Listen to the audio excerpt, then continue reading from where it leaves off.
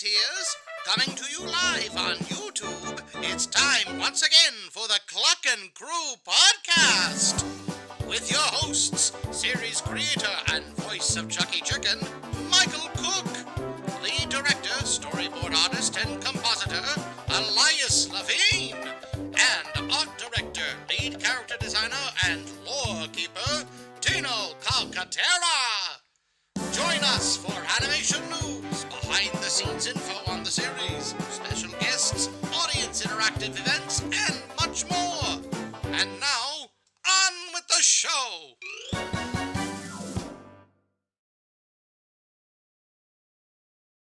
Hello, everybody, and welcome once again to the Cluckin Crew podcast. I am your host, the series creator and voice of Chucky, Michael Cook. With me, as always, is my very dear friends of my assistant producer, assistant director, all that good stuff, Elias Levine. Hello, everyone. With me, directly right in front of me here, is our official character designer, lore keeper, and art director, Tino Calcaterra. And what's up? And joining us tonight for the first time, hopefully the first of many, you know him as some call me Johnny. He is, of course, an amazing video game reviewer, animator, and he is the voice of Abe Hogley. Give it up for John, ladies and gentlemen. Animator. Yeah. I haven't animated anything in like several years. I mean, I miss it, I do. But it takes so long when you're doing everything by yourself. Also, I do want to apologize. My mic is a little sensitive for tonight, so if you see my character suffering from what seems to be random spouts of hiccups without anything coming out of my mouth, I want you to know the density of the air around me is very thick. And I have to immediately turn John down. So, because... yeah. Okay. Like, better now than if I get tilted for any reason. I just scream right into the mic. Yeah, I also have to turn me down. I need to make sure that, let me check my mic settings. This happens every time. So, Oh, that's no problem. Nothing's perfect. yeah, I know, because I'll just be coming in just like loud as all get out, and people be like, what happened to your mic? Oh, okay, we're good there. Sweet. All right, never mind. So anyway, thank you all so much. I just want to make sure, is our chat going? I think it is. Yeah, our chat's going. Yeah. All right, cool. I have it on my other monitor. It's not going here on Discord. That's why because it's at top chat for some reason. Let me go to live chat. There we go. All right, good deal. Sweet. So anyway, if this is your first time joining us here on the Cluckin Crew, welcome everybody. And please make sure that you hit that like button, subscribe if you haven't done so you don't miss whenever we upload a new video, go live, whatever the thing may be. And be sure to follow us on all the social medias. Actually, not all the social medias. We are only on Instagram, Facebook, and as of today, Blue Sky. So, well, we've been on there for a while. But we as of last night, we have officially gotten off of Twitter. Yeah. Yes. So the account is still there to Yes. retain the Twitter users so that Right. people aren't just taking it and trying to do that. But yes, exactly. Yes.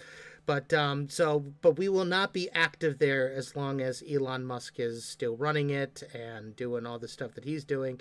Thank you so much to all of you amazing folks who have actually joined us over on Blue Sky. Like I was telling these guys, some call me Johnny followed us on Blue Sky, you guys. I gotta tell you, I love that guy. He's like my favorite YouTube commentator. I accept Cash App, Venmo, Okay. PayPal. Do you do Zelle? No, I don't do that. I think you made that up. No. I think you made that up. Oh, this is gonna be a good stream. This is going to be a really good stream. The viewers love when Mike loses his mind, so It's so true. And it doesn't take a lot. It really doesn't. So for those of you who care, we are at 526 followers on Blue Sky and counting. So thank you all so much. I did release a little sneak peek of one of our animations today in honor of 500 followers. So you guys are the best. Thank you all so much. Please continue to help us grow and help us get the word out there about Chucky Chicken and what we're doing, all that fun stuff, yada yada. But anyway, today, folks, we got some YouTube YouTube royalty in the house here today, and I'm really honored to have him here. So John and I, our backgrounds are very, very similar, and I'll let you go ahead and talk a little bit about your history. But you and I both went to the same school, quote unquote, in a sense. It wasn't a school. It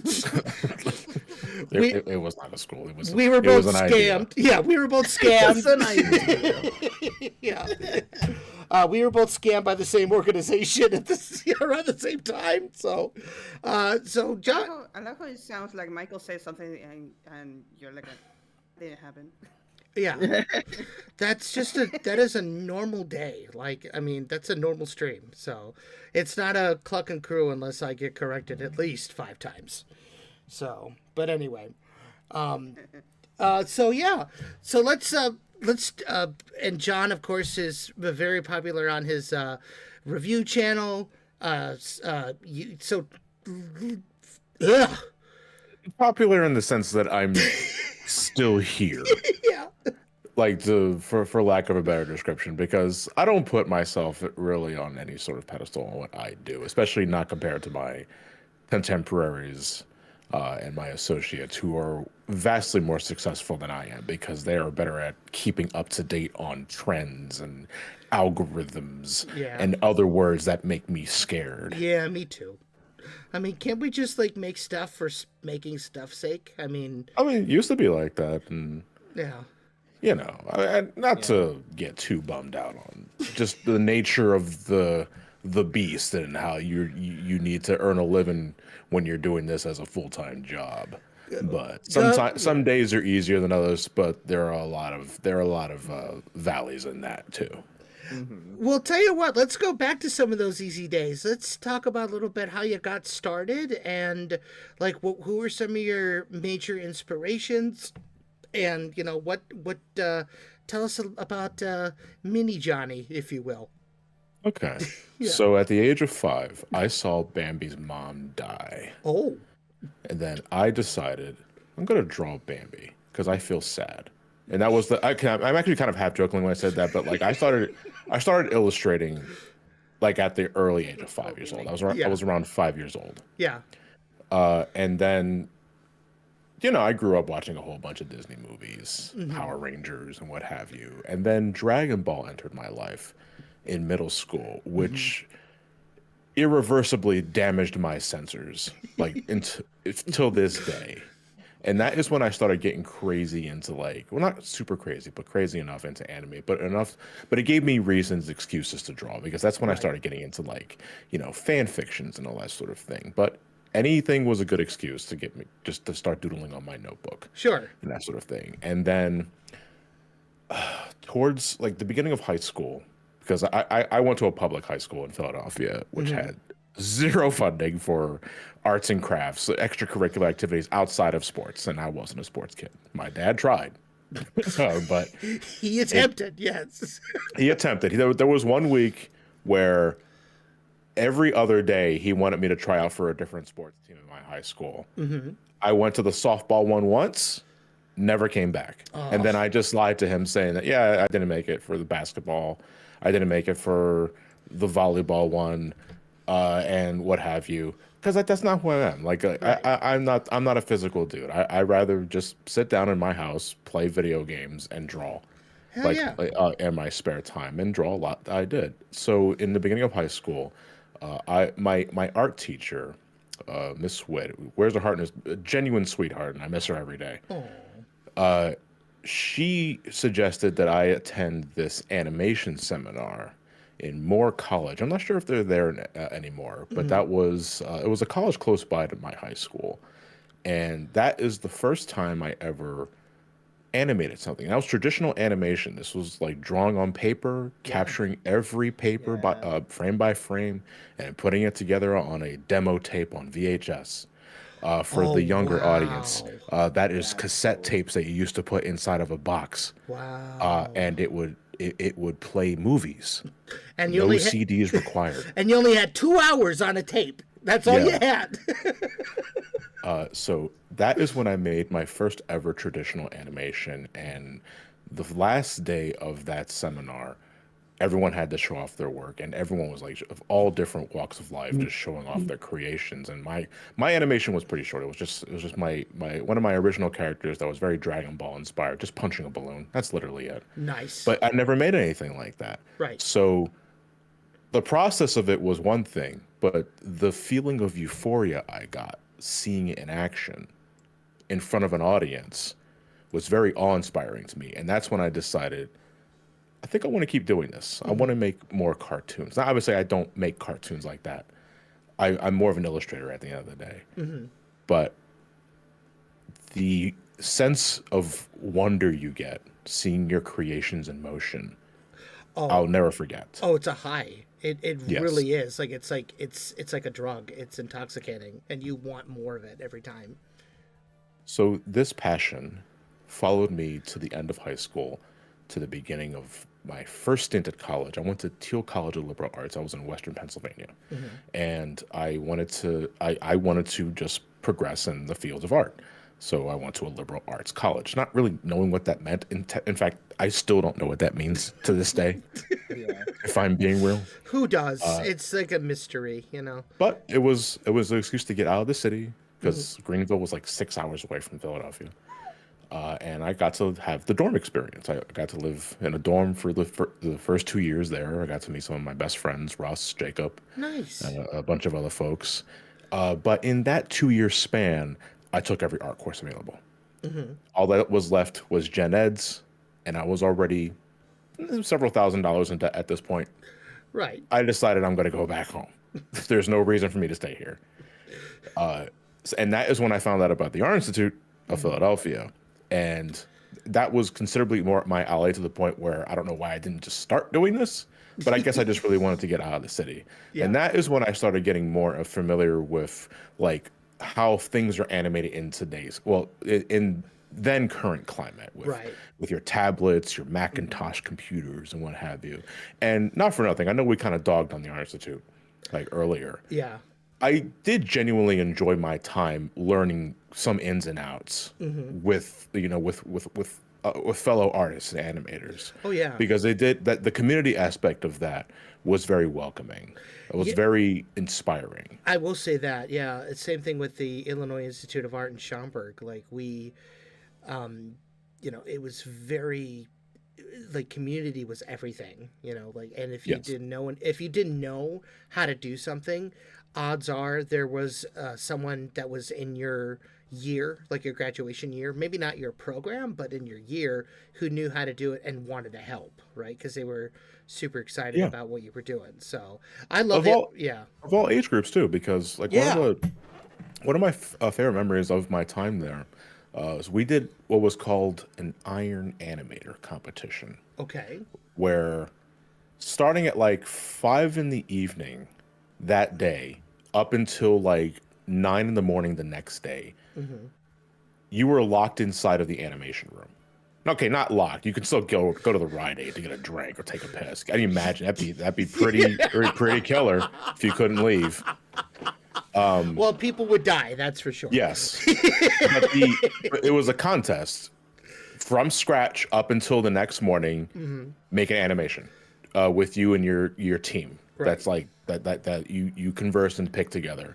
And my team ended up being like 2 of my good friends from there, and another dude who I thought was a parent of somebody there, was a student actually. It was like in his late 40s, entering his early 50s, and that was weird to me at first, because I always associate school and such as someone that teenagers or young adults get into. Yeah. Not necessarily older adults. Right. But I think about that, and I think about where I am now, and it makes sense to me.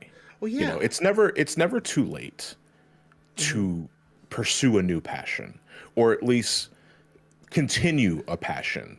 Right. If for whatever reason life doesn't allow you to pursue it then and there. Right. And I always hold on to that, because there are times where, as a 37-year-old individual who has been doing the YouTube thing for so long and tries to find the time to also pursue his original passion of animation and illustration.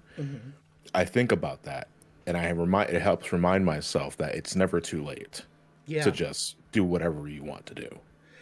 It's funny because I was listening to James Rolfe's book, Movie Making Nerd, on Audible.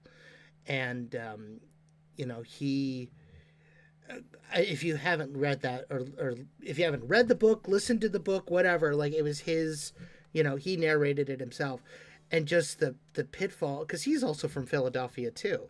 And he was talking about how he had to do everything on film, and like he got nearly expelled from the school that he was going to, and it was just like just like this amazing story of his life. And Damn, what did he do? oh, it's pretty epic. Well, he didn't do anything. It was his roommates that were fucking up hardcore. Pardon my language. But yeah, but I was hoping it was like, yeah, I killed I him. was just rub the phone there. Yeah, I contain myself. they don't call him Cinemassacre for nothing, Anyway. Everyone knows that I'm angry, but they never ask why. Yeah. But it's so cool because he did the movie when he was in his early to mid 30s, because he's 40 something now, and that movie came out in 2016, I think, or 2013, 2014. Close around that time. Yeah. So it's just amazing to me because like also there's other more of our contemporaries. I think of Rubber Ross and Ego Raptor and all those guys who are around our age, and they started making cartoons when we were in college, right? Like Newgrounds was totally just blowing up, and then when YouTube, I remember a time where people were like, don't watch your stuff on YouTube, watch it on Newgrounds because it's better. You would never hear that today.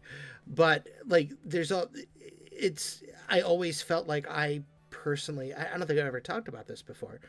I felt like I started too late, to be honest with you. Like I saw Ego Raptor, and I saw, freaking Film Cow and all these different amazing animators doing their thing and making these spectacular pieces of like animation art, and sometimes just, crap posts. But for some reason, I felt like I couldn't get to that level, and I don't know why, but it just, but they inspired me, and then it was like, you know what, it's never too late. You just keep learning, you keep on going, and I hope I'm making sense. I'm rambling. It's my Asperger's. No, I think what you're feeling is very natural for someone that is looking to set their foot into, for lack of a better description, the business. Right. Because assuming you're not inheriting your parents' wealth, or right, you live in a mansion, everyone starts from the same spot. And a part of it is always going to be about, it's not what you know, it's who you know. Because I'll be the first to say that despite starting from scratch, I got lucky with the amount of, I guess exposure is probably the best way of putting it, that I've gotten in YouTube's earliest heydays, before it became the absolute machine that it is nowadays. A part of it is because I think I'm essentially grandfathered in. Well, you're also really funny, and you're good at what you do, right? Like, it's not, yeah, luck obviously plays a huge part of it, as well as like the people that but you like, your videos genuinely get a hard laugh out of me like 95% of the time, and it just, like, you're very thorough in your reviews and what you talk about. Whenever you do I'm going to plug you here because I am also a Sonic fan. I'm not into that. Like, that's disgusting, Mike. Like, talking about a language barrier and you're talking about committing. No, I'm kidding. Go right ahead. No, listen, I'm still fighting allegations with Elias here, you know. But, We got that on tape. we did. I said that. They know. They know. Ladies and gentlemen, We got We him. got it. But like your Sonic reviews, because I think out of the four of us here, three of us are massive Sonic fans. Me, you, and Tino. I think Elias, you're a Sonic fan too, right? I like Sonic. I'm Okay. not. I haven't really. The only game that I really played for like hours was Sonic Heroes. So that's about as like I've watched people play other Sonic games. Okay, so yeah, the three of us, we love Sonic the Hedgehog. So, like, I never miss any of your Sonic reviews because I think it's safe to say on YouTube, like, you're one of those guys that, you know, your insight on the games that you play are original. They're great. They're thorough. They come from a place of genuine love for gaming and genuine love of the craft. And, you know, I know that a lot of your inspirations came, like, you know, from the Nostalgia Critic, Angry Video Game Nerd, all those early reviewers, but you just took it and you did it in such a unique way that it just caught on. And, you know, I just, you're a naturally talented guy. You're very, very funny. And I just, you know, so again, I know luck plays a lot into it, but for you, like, luck was, I think, a very small part of it because your stuff is genuinely good. You know what I mean? Well, I do appreciate those words. Yeah. I do. And I want to stress, it didn't always start that way. Like, when I was trying to get my foot into the door, particularly because, like, when I started, it was just because, again, I wasn't thinking about, like, the money aspect of it, and Right. I wouldn't be getting paid for it, at least decently, for several years after the fact. I started in 2008 because at that point I was already huffing a lot of the AVG and Nostalgia Critic fumes to the point where I find these two so legitimately enjoyable that I think I can do that. Yeah. My webcam was, like, from Kmart, Yeah. and I didn't know what a microphone was. No, okay, that's not true. My first microphone was a Rock Band microphone that I repurposed because nobody was using it anymore. Nice. But, you know, I made the first few videos and what have you. And for a couple of years after the fact, when I started the channel, it was originally the Super Gamer Brothers, because I used to do videos with my brother Elliot, who was still in middle school around the time. But I started making more of an identity for myself after the fact when I realized that comedy's hard. Like, if I try to, if I keep trying to be funny, I'm not having a good time. Right. And I feel I'm putting too much emphasis on trying to get a laugh out of folks. So then I had a paradigm shift where instead of trying to emulate those that I like, just do what you normally do. And that's when I started becoming more of the coffee jerk. That's when I became more relaxed. And I tried not so hard to, like, obviously, like, I like to put comedy in my videos and in my writing, but I'm not so much thinking about it now as I did back then. And I think that is what people like. If I had to guess, I don't know. Feedback scares me, but Well, I would agree. I think when you try to be funny, and we talked about this a little bit too, when you try to be funny, you fall flat on your face. But yes, when you just genuinely are a funny guy, like, you don't need to try. And I genuinely feel like you are one of those guys, you don't need to try to be funny, you just are. You know, like, just having conversations with you, like,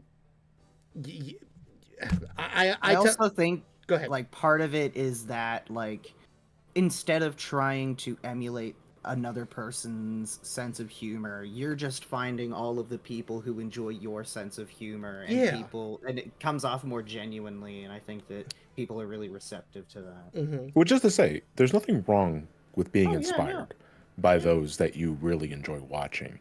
But I think it's important for everyone that's looking to get into this to eventually, at some point or another, make it your own. Right. You know, it is the challenge is making it something that you yourself and only you can provide to the audience. And I understand that's kind of impossible given just how much is out there. Like there is so much content to consume now, more than it ever has been before. Right. That the idea of being original in any form or fashion is impossible. It's just straight up impossible. Right. But to go back to what I was saying earlier, it is important to eventually find your own identity. But at the same time, and I feel needs to be stressed too, and this is something that I lose sight of too when I'm making stuff, it's important to be comfortable as well. Do not correlate stress and being miserable with success. Oh, yeah. Success comes from you not only being able to grow, but you're happy with what you are, what you're doing, and where you currently are. And that is something that, admittedly, that I've struggled with as late as last year. Yeah. Actually. But it is important to remind others, especially if they're looking to get into any line of work. It could be something from YouTube, it could be animation, it could be illustration, all that sort of thing. You got to make sure that at the end of the day, you have to be happy, because if you're not happy, then it's not worth it. Right. It becomes work with Yes. a capital W. Yes. And, you know, I'll be honest with you. I kind of, as Elias will tell you, I struggled with that a lot last year. Like it was Last year. Yeah, last year. I was about to say. Okay, I constantly struggle with it. Okay, fine, whatever. I feel like I've been a lot better about it recently, Judas. Yeah, seen yesterday. Well, I was good yesterday. What are you talking about? Yesterday was a good day. Jerk. Anyway, we have our production meetings on Tuesday, is what he's referencing. But, you know, that's kind of like, for me, it's always been about, and I'll be real with you, like, I've always been the kind of guy where if I can get, for me, animation is about, it's a collaborative thing. It's a wonderful thing when you can get like-minded people to join you just to make it, right? Because if you make it, my philosophy is if you make it only for money, you're gonna fail, right? You gotta love what you do. You gotta have the passion in the project. You gotta love. If you're just here for the paycheck, it's gonna be miserable for you, right? So for me, it's always been, and this goes all the way back to when I was in college. Because number one, I couldn't pay people when I was in college, and still can't now, but that's a different story. You know, if you can find the people who are so excited to be a part of it with you, and you go, yeah, let's do it together. It's kind of like a remnant of the old days where it's like, oh, my uncle's got a barn, let's put on a show and, you know, charge a quarter admission and, you know, entertain people and put on a good show. When I started focusing on, okay, how am I going to get the money to make this thing and to pay people, all of a sudden all the fun kind of like got sucked out of it, and it was like, wow. And I was listening to people and listening to voices where, you know, I don't think I had any business really listening to them, because they were unfortunately super negative voices, and they were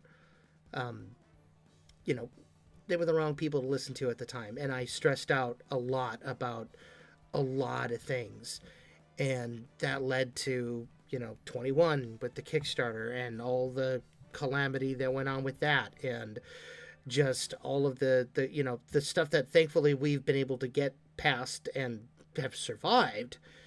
But you know, I don't know, I've always felt like if you love what you do, you love the project, and you're a part of it, the money will come.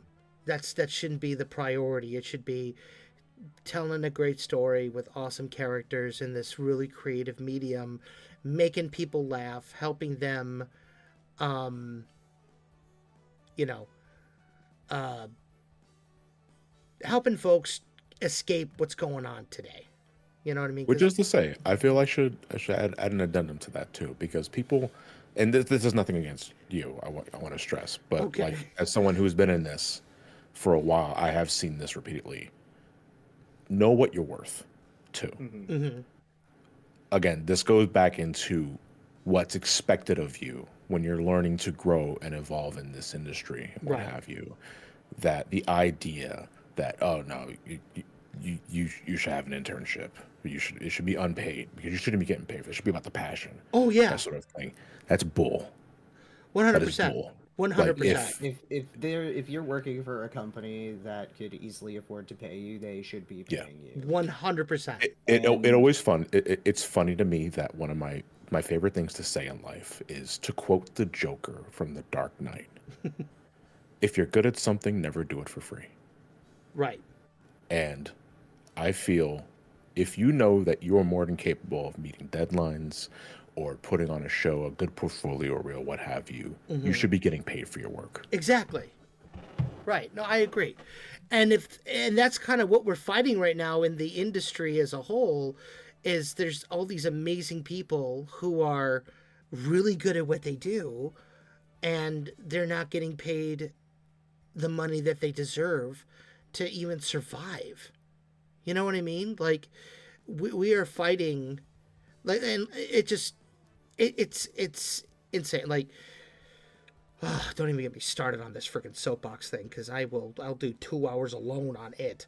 But it's like it's so important that, artists, the people who create the stuff that you consume deserve, honestly, I think even more than the people who run the studio, right?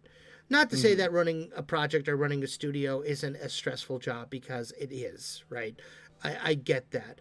All I'm saying is, if you as a studio head are getting $200 million a year and you're paying your artists minimum wage to do something, and you can easily afford, and you're working for like a corporation, you're the bad guy. I'm sorry. You just that's just you're not in the right there. Oh, but Mike, if they're the bad guy, why do they have all the money? I don't know. If they sit in I don't know, John. I don't know. We should steal it. I don't say. yeah, we'll make this plan public. Get to like God, those streams, we always get to the point that somebody says, "Hey, want a rubber band?" Yeah, we've gotten all our our blood. That's why it's important not to follow up on it and just remain silent. pretty much, yeah. Let them incarcerate themselves. Yeah, no, it just, oh my God. So, anywho, yeah, so, oh my gosh, we could, why is my brain turning off all of a sudden? I don't understand why this happens every time. And it sucks because, like, I still get starstruck even if I've known you for, like, ever, because we've known each other now for, what, 3 years at this point? Yeah, a couple of years at this point, a couple of years. And we've had awesome conversations, but I don't understand why I still get so freaking starstruck. But anyway, to aid with that, let's go and see who is here and say hello to some folks that are, and maybe take a couple of questions. Let's see here. So from the top, I'm going to go from the bottom. Kimberly Gonzalez is here. Shay White is here. Graham Gator is here. Hello, guys. Good to see you. More JR Toons Animation says hello. Saberwing. They can be heroes, Graham. They have the capacity. They choose not to. I don't know what that's all about, but, oh, okay. We won't talk about that. It's a quote Batman. Yes. Owen Toons is here. Adali Baez is here. Hello, Adali. Good to see you. Adam McClelland. Hey, Adam. Good to see you. Coffee Cat Dad is here. Good to see you, buddy. Julia. Hello, Julia. Jolly Knight is here. Charlie Harhorse Studios. Did I miss anything? Oh, you missed a lot. We had a lot of fun earlier. Let's see. I think, Matthew Coe is here. I believe Farnoggin is here. Yep, Farnoggin is here. The Endertoonist. How you doing? Good to see you. DreamWorks Moon has returned. Nice to see you again. Cat Fox is in the house. Alam Aguilar is here. They've been kind of quiet. I mean, I'm going way back to the top here. Arcades is here. Hello, hi. Ooh, he says. Adali Baez says, anime fan with hearts. Let's see what else we got going on here. Brando Tooney is here. Johnny, the #1 Sonic 06 fan. Oh, boy. Well, They're- it's not quite accurate, but I'm not going to immediately disagree. That is one of my favorite reviews. I'm just putting that out there. It's how a lot of folks found me. Yeah. Strange. Not say strangely. It's I put the video out there in the first place. No, honestly, and not to get like too like introspective and bum me out specifically. Okay. But the one video that a lot of folks have discovered me, and back in the day, it would be genuinely push, regardless of how small it is actually my second Sonic interview animation that I did to originally celebrate the series' 20th anniversary. Yeah. I did not get it up on the 20th anniversary. I got it up on I got April of the next year, which is why the short begins with changing the 20th anniversary logo to 21. Right. But that last I checked, that animation had like 12 million views. And that is how a lot of folks discovered my channel, only to realize, oh, he doesn't actually make cartoons like that. Well, don't cut yourself short, because you have done, and like there was the Tails Adventure review where you did Right. that animation, and that was pretty spectacular. You have done animations in your reviews, Yeah. you know, not as much as you did Tails Doll recently in a couple of them, which was super cool. The animation of tweening a PNG It still counts. left and right. It does not. I appreciate you trying to like flower up the achievement, but let's be real, okay? Okay, it doesn't count. Anybody can do that. It doesn't- Anybody can No, do it. like I do genuinely believe the last one I did animate was the Tails Adventure one. That Yeah. took a few weeks Yeah. from scratch, despite it like only being less than a minute, I want to say. But I do genuinely miss that part of combining that aspect of making videos, which I love doing, and animating. It's just, again, it's unfortunately I do everything myself. Like let's demonstrate just how far behind the times I am. All right. I've only recently gotten editors like for some of my videos. I still don't let them do everything because at the end of the day, I am a massive control freak, and I have to have things done to a specific vision. And if it's not, then I'm causing problems. See, guys, I'm not the only one. Yeah. Go ahead. John. Sure. But for the longest time, I've been doing everything myself, and I've only gotten into the habit of hiring other people, money pending, obviously, because it depends if I can afford them in the first place or not. Right. To let them handle different aspects of it. And I'm hoping, the hope is within the next year or so that I can use that additional free time to maybe add in something that I can, animate for a specific gag or just illustrate in general, because everyone everyone with some degree of sense is migrating now to Blue Sky. And I've had that as an excuse to just whip out the iPad and just draw. And I've been having fun just drawing things on the app and sharing with it, and it's really nice. Yeah. And I want to hold on to that feeling because I still like it when people like my drawings, whatever shape it takes, and I want to keep doing that because again, it's like it's not just a matter of trying to make money and just pay the bills. It's also about feeling good about what you do too. Right. Your line work is immaculate, by the way. What That's program are you Tino. using? Tina used. Wow. Thing to say. Okay. I'm not familiar with that. The interface reminds me so much of like the Power Macintosh from like the mid '90s, the one I used to use all the time to play Oregon Trail Yeah. and Super Munchers. But Yeah. I'm not really a background artist, but the fact that you're just getting these lines first try, it's like, man, where did I screw up? Tino has gotten to the point now where he draws all the Chucky characters even better than I do. Like that just is something that I have to just come to terms with. That's why he's our lead character designer. But he, and our art director. Like he's, that's a bad word. He has mastered us all. I wouldn't say that, but okay. And anyway, Minthy Miller is in the house. Hello, Minthy. Hi. Oh, Hi, Minthy. All that hype, like all of that anticipation for the simplest highs. I love that. She does that to me all the time. No, I'm exactly the same way because I don't like. I hate when some people. I like for whatever reason it's like, we got this guy here. You know him from YouTube and that sort of thing. It's like, please shut up. No, what's funny is like, because on my streams, I actually do big intros for me and my partner. So when Mike does it for me, I just love doing the whole hey.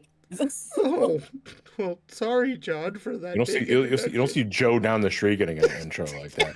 You know him as the person you probably walk past down the street on your way to the mailbox. Maybe, I don't know. I don't live where you are.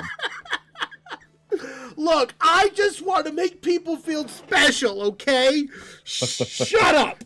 I've heard that plenty of times from my mom. You're nothing special. I am shocked, appalled. How dare you? Oh, just put the knife deeper in my heart, why don't you? Hold on, not you. I'm not a criminal, okay?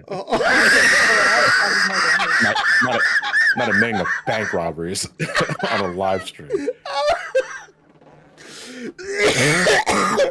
That got me.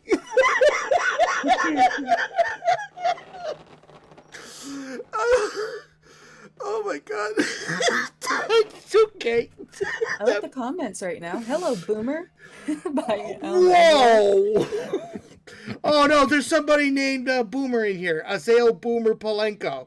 Oh, there is some. Oh, okay. 'Cause Yeah. I was confused for a moment. Everyone's saying Boomer, and I'm like, wow. All right. Listen, I so don't remember being that old. yeah, what the hell? I'm a millennial. Thank you very much. Sheesh. It's just a title, Michael. Accept it. Okay. Anyway, I'm Boomer now. So I'm Boomer. I'm Boom Baba Dee I'm not even gonna. Okay. So yeah. Baba Wee Woo. All right, we're done. What the hell's going on? Like, what? I'm sorry. What was the last minute of conversation? Sometimes I just wait for him going. Is it time for an ad break? You know what? That's not a bad idea. We'll be right back after this commercial break. Me join. And salutations! This is Featherton Fella with cracking news! Chucky Chicken merchandise is finally here! Yes, that's correct. A delightful collection of wares featuring the lovable rooster and his pals. We've got everything from shirts to socks, caps to cardigans, mugs, stickers, and very soon we'll have pins! As many folks know, the production team for the series works on a volunteer basis, so every penny raised through our merch sales goes to helping keep their operation afloat and brings more Chucky cartoons to you in a speedier fashion. So don't dilly-dally any further. Visit ChuckyChickenCartoons.com and click the store tab or use the link on screen. Once again, thank you for your patronage. What kind of film department are you running down there, Fox? Oh, come on. I just bought there. We need a clean slate. I want you all to meet Chucky Chicken. I'm starting to think that maybe what it takes to be a famous director just isn't in me after all. Hey, and Chucky. I'm rambling a bit, aren't I?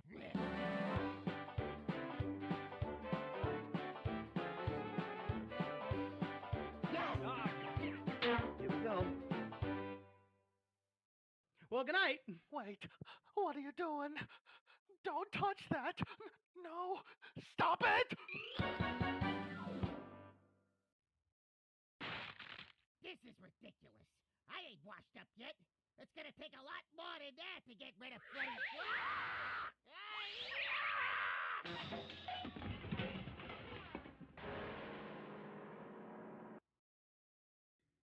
Cheese and crackers. What are you putting in this water, kid? Soap? Soap and water. like a clean soup. I love it. All right, we're not cowards. We're back. Jeez, I read the comments. You animals. Look who's talking, Mr. Chicken Boy. All right. Look at you. We're all animals. We're all animals. Gee. Don't be catty with me. That goes for the both of you. Anyway. I don't know if you heard that. I hissed. I did not hear that, no. All right, well, just telling you I hissed. Oh, okay. Thank you for letting me know. Appreciate it. You're very welcome. Santiago 7, what up, my boomers? Oh my gosh. We're going Santiago. Yeah, Santiago. Don't test the YouTube chat like you do on Twitch. Oh, okay. I don't think they have a profanity filter as strong as Twitch one does. No, Santiago's the usual. You have nothing to worry about. Oh, okay. Yeah. We got Dracula 103192. Oh, ayo! I'm assuming that's his birthday. So happy belated birthday, DreamWorks Moon. Hey, I'm back. What did I miss? Oh, Also, it's somebody's birthday? no, on Halloween. no. DreamWorks Okay, Moon. I was thinking I was meeting a fellow Scorpio. Also, I was thinking you Okay. guys can have a few seen from my New Year video. Okay, so yeah, we're just chilling with our pal John, and we're just hanging out, having a good time. So I'm kind of curious, as I'm sure everyone is. You know, you're Abe Hogley, formerly known as Bill Hampshire, formerly known as Luca Bacon. How, I know the story, but for those who don't know the story, how did you get wrapped up in this crazy shenanigan that is Chucky Chicken Cartoons? How are you enjoying your time here with us? What are you looking forward to? Let's hear your side of the story here. Well, I don't exactly immediately recall exactly how we met. I think maybe you stalked me at a Too Many Games. I did not! No, I'm kidding. I have never been to Too Many Games! Hey, John, I gotta have character for you. The voice is a fat pig. What do you think about that? It's like, Do you know? I remember, my favorite little tidbit that I always ribbed Mike on was that we have all of these different animal characters with alliterative names. And here's Luca Bacon. I was like, man, just couldn't be asked to make an alliterative name for the fat pig, huh? It's like, yeah, it's gonna be one of those rules. And let me tell you something, Mr. John. You know what? Can I ask you something, Michael? In 1 second, hold on.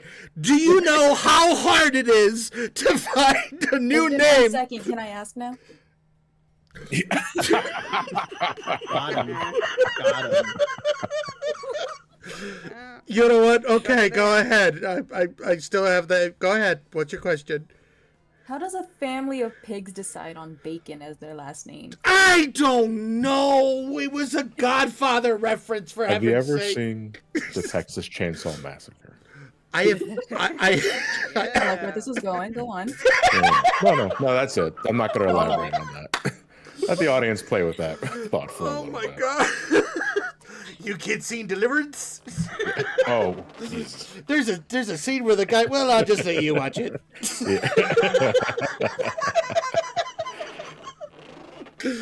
Oh my gosh. Well, anyway, no. I tell people this all the time. I'm like, John is so pleased. I thought you were pleased with the fact that you had the only character with the non-alliterative name. So much so that when we had Anna Lamb on the show, I had to say, no, it has to be Louisiana Lamb. And they go, why? We don't even call her by her full name. I know, because we have this character that John voices that has the only non-alliterative name. And every time we have changed it, I have made that mandate. He has to have the only non-alliterative name. And we came up with, frickin' Bill Hampshire, I think was one that we did, which is dumb. and now we're on Abraham Hogley. I'm just thinking of Hampton from, Tiny Toons. Oh, Hampton J. Pig. Well, I mean, for Chucky Chicken, for our show.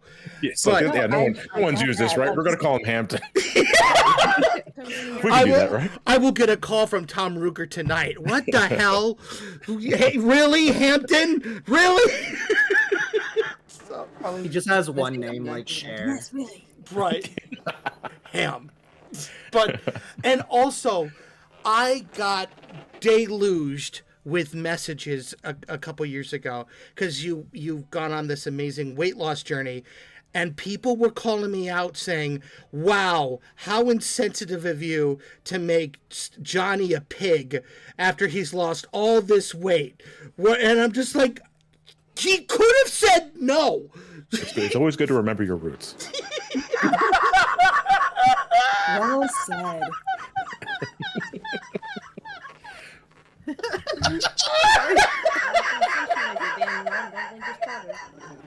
Man, I'm taking a break tonight, John. So here's the thing, though, because podcast. I'm kind of like, so I'm a little behind with all the updates because, like, this Discord is very overwhelming at times with just how many channels there are. And I'm a part of like 50 of them. Sorry. No.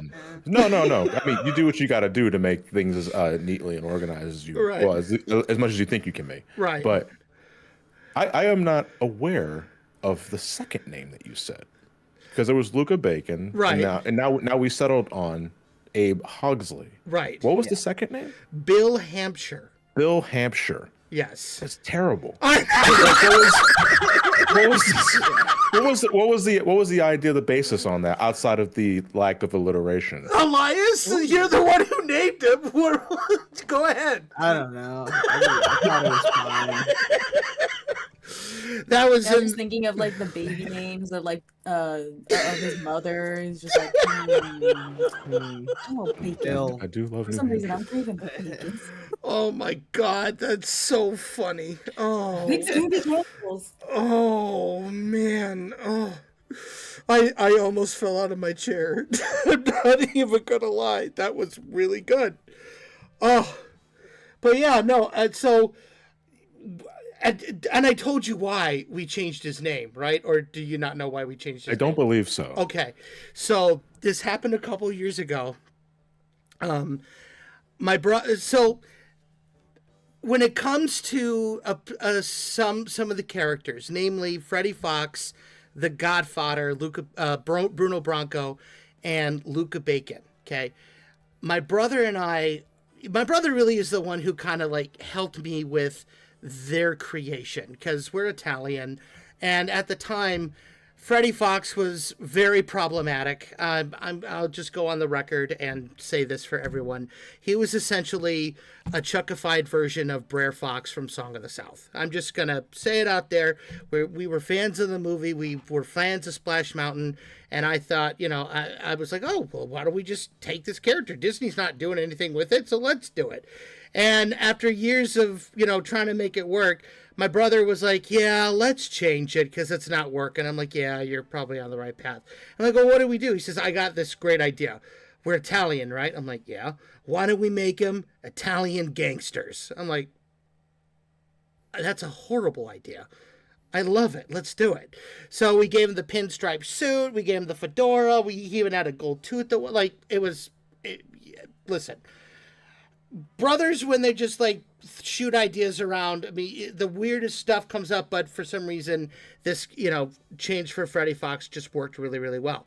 And he's like, oh, I got a great idea. What if we did like a scene from The Godfather? I'm like, you do know the show is for kids, right? Like, this is a family show.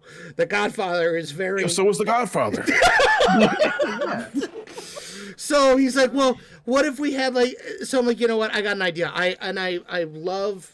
1930s cartoons, and so I made this 1930s pig to kind of fit in with the look and feel of the show. As a matter of fact, I will show you a picture of the pig because I believe I still have it. Yeah, y'all getting the full... Do I have it? I just want to say real quick, a little off topic but on topic with The Godfather. I remember a long time ago I saw a little like Twitter drama where someone was angry at Lilo and Stitch, the movie, and compared it to The Godfather somehow. Huh. They didn't even elaborate on it. They just said these characters are so horrible, they're as bad as The Godfather. And I'm like, what? Real apples and oranges comparison. I'm going to assume the last movie they watched before watching Lilo and Stitch was The Godfather. Probably, yeah. And look, I'm not going to pretend that I haven't done it. How do you even make that? Oh, here he is. 8-year-old little Okay. girl. Like, this is for the little girl just getting into fights with the bully, and it's like, how do you compare that? Yeah. So this was the first drawing that I did of the character that was Luca Bacon. I freaking love this guy. Like, he was so cool. And my brother was like, "Oh my God, he's super neat." And then I moved to Davenport, like right after we did this whole thing. And I thought, you know what, I'm going to refine him a little bit. And I was studying, more 1930s kind of cartoons. And I thought, oh, Laurel and Hardy, that's super cool. Ignore the stash. Just don't even look at it, right? But it's Laurel and Hardy. So we're going to make him kind of like the Hardy of the group, right? And people hated that. So it was actually our good friend, Brian Finley, who then did another redesign of the character of Luca Bacon. And I told him, as I'm kind of thinking about it a little bit more, it'd be kind of funny if we were based off of Dom DeLuise and just kind of like, this always nervous kind of guy. And then I was watching a Johnny review one day. I'm like, you know what? I really want, he'd be perfect for the character, because we need like a character that balances the craziness. Like, we just need this mellow guy who can really just have, can bring class to this show, right? So I reached out to him over email, super sweet guy, and he said, yeah, I'm down for it, I apologize for that horrible... Your impression of me is terrible. Needs work. Okay, I thought I was sorry. So anyway, so that was Luca Bacon. Cut to... There's no sauce on that burger. His face still has his face has mustard on it. Where the hell? I want to say mustard? This is kind of liberating for me, because I don't think I've ever seen like the prototypical Luca Bacon design. Yeah. And now I'm going to use that for my therapist. It's like on a scale from 1 to prototype Luca Bacon, how are you feeling? I was like, I don't know, I'm feeling pretty prototype Luca Bacon. Like, I gotta be real here. Gloves or no gloves? No gloves, because I think the yellow gloves are very tacky. So, cut to December of 22, right? We had been working that whole year on our pilot that we're doing right now. We set that in 1930s Hollywood or Featherton, all of them working on the movie studio. We made Luca the caterer, right? Like, that was supposed to be his original, his job. I show this to my brother, and he just goes, "What did you do?" Like, what are you talking about? He's like, "I hate this. This is horrible. You destroyed my favorite characters on the whole show. They were the only thing that I liked, and you ruined it. Where's The Godfather? What happened to all that we had worked so hard on doing?" And he was really, really mad. And I'll never forget it, because Elias was we were on a Discord call, and I was muted, and he was too. And I calmly go to my brother, "Don't worry. We'll fix it." He says, "How are you going to fix it? You're already working on your pilot." Oh, if he knew. So you sweet summer guy. So I put Elias on, and I said, "Hey, my brother's here. He wants to tell you this idea for Chucky Chicken. I think we can put it in. He doesn't believe me. Let's, I want you to hear it." And Elias listened, and he went all about how Bruno Branco is like the head of the underground, mafia crime syndicate of Featherton, and, the whole story. And Elias goes, "Oh yeah, we can totally make that work." Right? And he's like, "Really?" He's like, "Yeah." It's like, "All right, well, you got to change Luca Bacon, because that is not Luca Bacon." I'm like, "Well, we already cast him. Like, what are we going to do?" He's like, "I don't care. Just change him." Oh, okay, cool, thanks. So we changed him, and he said, I said, "What do you want me to do?" He says, "Look at Goodfellas, look at The Godfather. And I'm like, wait a minute, I got the perfect character. The guy who played Jelly in Analyze This and Analyze That with Robert De Niro, right? I forget. Let me Google him real quick because I want to make sure that I get this right. Analyze. There we go. Stand by for a second, folks. Oh, Joe Vitarelli. Okay, this guy. Yeah, you know what? I'm just gonna save this image, and I'm gonna show you because this is high quality. This is like behind the scenes Chucky Chicken stuff we're talking here. It was like, you won't get Google searches anywhere like this. You won't. You really won't. Unless you subscribe to this podcast. This is the only place you can do it. These are the perks. Right. So anyway, sorry. Hold on one second. There we go. Now we're back. Folks can see it. So this is Joe Vitarelli, who played the character Jelly in Analyze That. And my brother and I love this. Same week. Hashtag not my Luca Bacon. Yeah, that was the My bacon. that was how strongly he felt about it. He actually said that. That's not my bacon. Yeah, that's exactly. Yeah. So we love Joe because he played the character Jelly, and just his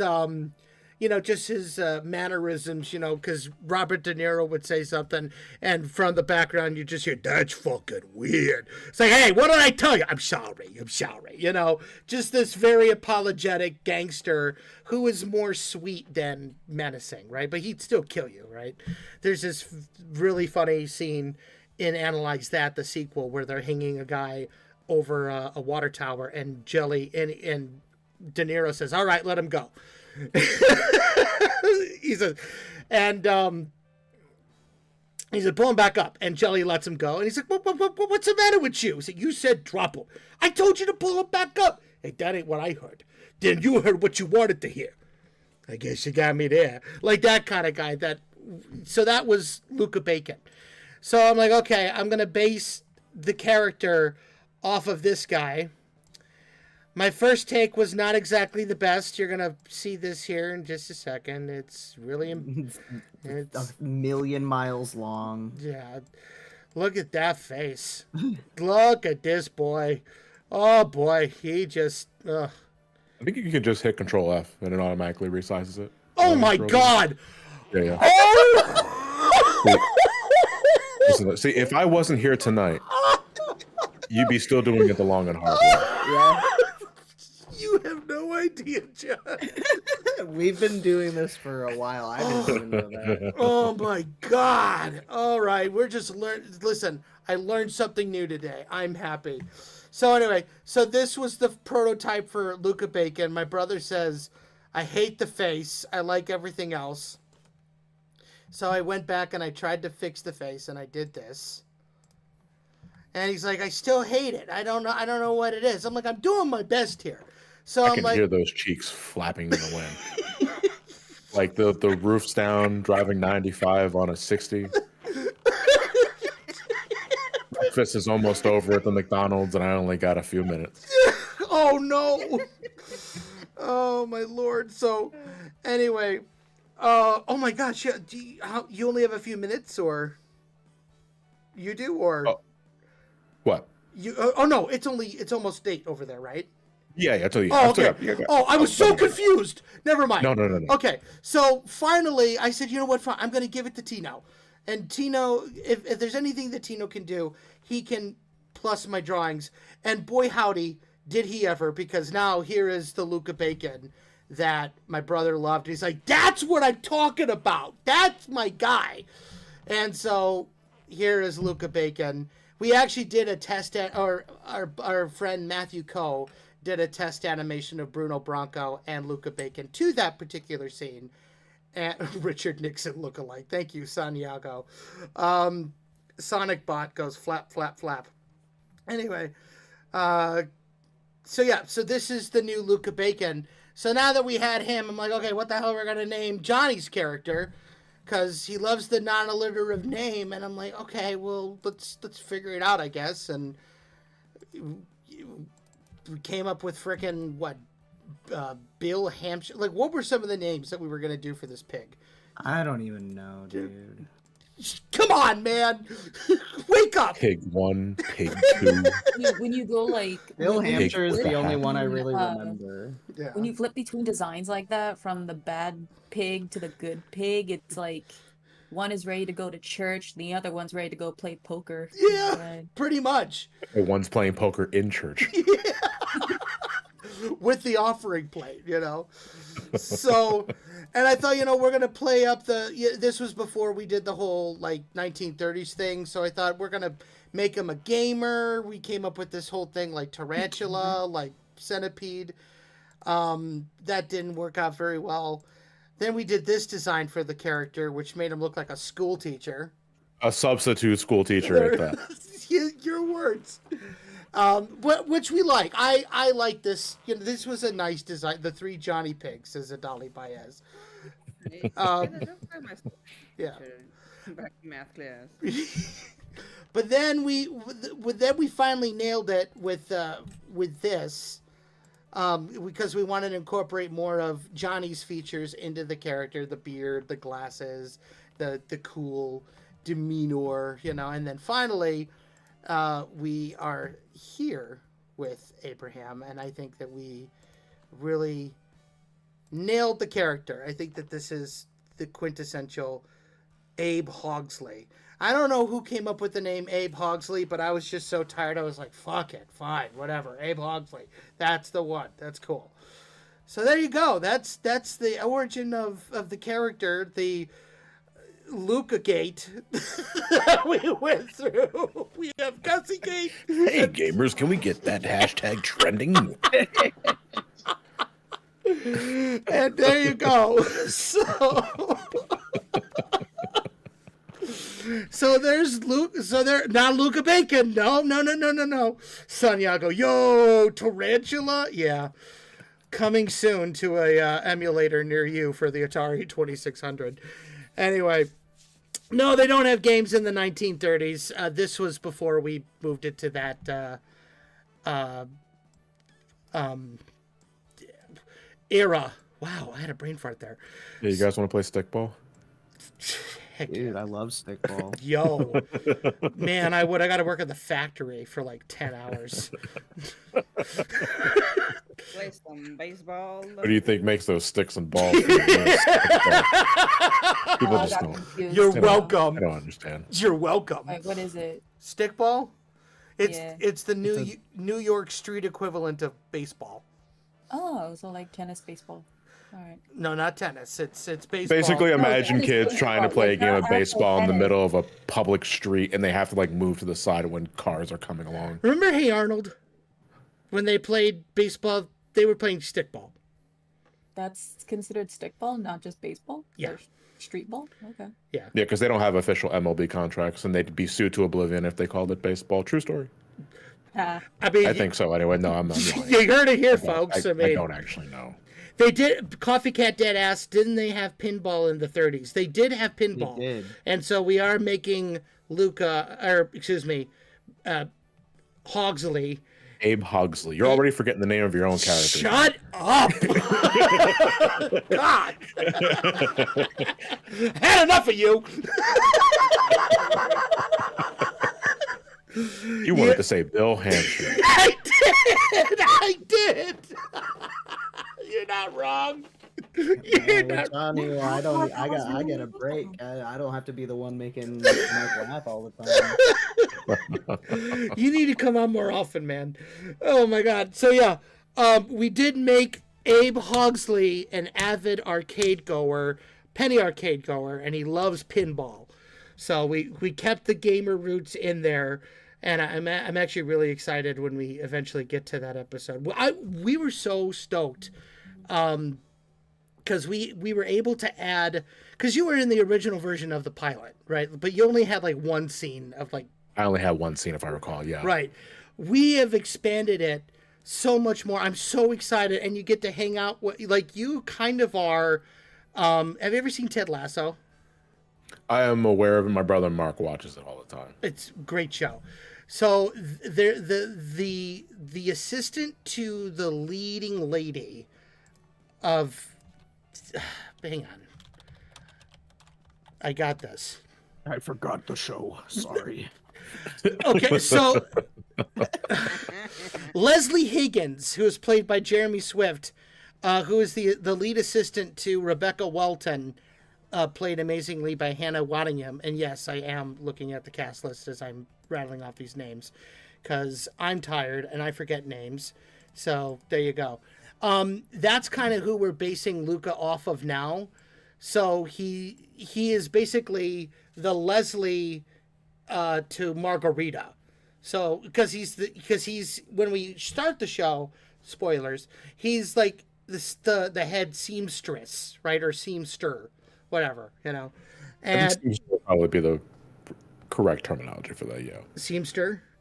See, yeah, because I think seamstress is feminine. Yeah. Female. Yeah, or tailor. He's the studio tailor, I guess. Yeah. So anyway, so he. What non-binary? Okay. Anyway. All right. Jeez. Anyway. We over to give you a month. What more do you want?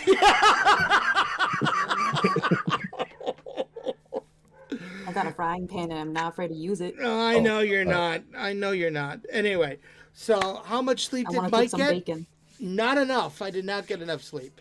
Anywho, so we've expanded the role so Margarita and Abe have more of a relationship where it's kind of like, you know, because when we at the beginning of everything, the characters are at like their natural defaults, right? So Margarita is kind of a bitch. She's kind of a prima donna, sort of like Miss Piggy, but from Brazil, I guess is the best way to put it. So she's kind of mean to Abe. Like it's kind of sad what she does to him. So when we start the show, we get to see this really cool relationship, and we get to learn a little bit more about Abe, and we see more of him. We've put him in more of the, it's really, yeah. Sorry, there's like a lot of stuff going on upstairs right now, so I'm kind of no, it's all good. I'm kind of hung up on it as like the character like did something like terrible to Abe, and I'm just like imagining the scene that they took the kids, Chucky. Like, They took the kids, Chucky. I didn't even know I had kids to take, but they found the kids and they took them. I didn't know you had kids either, man. That's horrible. I'm sorry. You see, that's the problem. They gave me kids and then they took it away. Why would they do that? Are they also named after other parts of a pig? Oh my goodness. So yeah, there's little pork chop. There's Sammy sausage. Even my kids have a litter of names. And none of them are mine. What the heck? Yeah, let's see, this is one of Wiener Man. Yeah, there's Jessica Wiener Man. Oh my gosh. So yeah, it's really exciting what we're going to be doing with Abe. I think it's going to be a very and we get to see more of him interacting with other characters too, which is super cool. We actually, I'm happy to announce this on the stream now.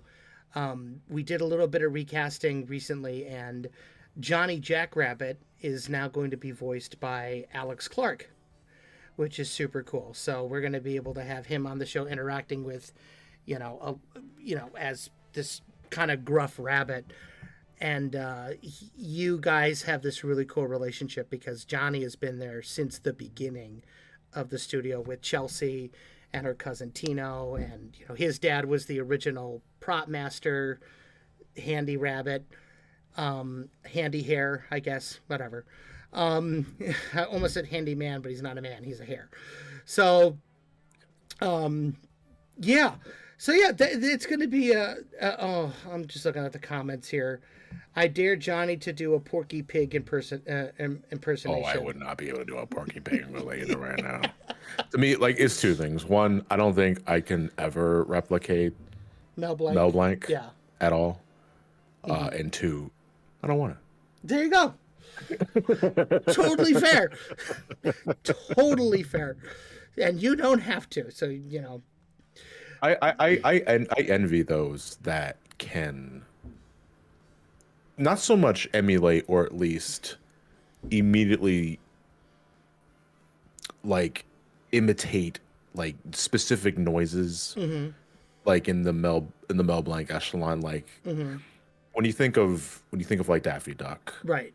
Being able to like spit your words and still manage to have that cadence. Oh yeah. I can't do. Like I can never do that. Like I can roll my R's. Like I can pronounce some Spanish words. Rheumatism. Yeah. But there is a cadence that Mel Blanc did for a lot of characters back in that I just don't know how Right. in God's name you're able to imitate. Well, they did this really cool thing with him where I think it was for Duck, Rabbit, Duck, if I'm not mistaken, that or Rabbit season, where they basically had him, they had Daffy impersonate Bugs and Bugs impersonate Daffy, and he had to make them sound like, how do you do that, right? Because it's virtually impossible. We now know how he was able to do it. Daffy Duck was sped up. So you could... Oh, I see. He was sped up. That's cheating. That is cheating a little bit. So if you think about it, when you hear Bugs Bunny doing just a darn minute, where do you get that duck season stuff? And then you hear Daffy, says I sound the fine, you're so smart. Like, you sped him up. But it's really... that man was a genius either way. And oh my gosh, I think I was watching an interview with Hank Azaria, who does a plethora of voices on The Simpsons. And they were like, yeah, we tried to do that on The Simpsons, and we just could not do it. It just sounded like a really bad Mo or a really bad Apu, you know? Like, we couldn't do it. So he was really one of a kind. Doing this gig has really allowed me to, you know, I go to conventions and I get to talk to a lot of people, and I've met a lot of really cool folks over the years. And one of the sweetest people that I've met is Candy Milo. And she is, for those of you who don't know who Candy Milo is, she is the voice of Madame Foster in Foster's for Imaginary Friends. She is the current voice of Granny for the Looney Tunes. She has done... Wait, she was the crazy old lady from Foster's God. She was. Oh my God, I love her. She was Snap in Chalk Zone. You gotta use the chalk, Rudy.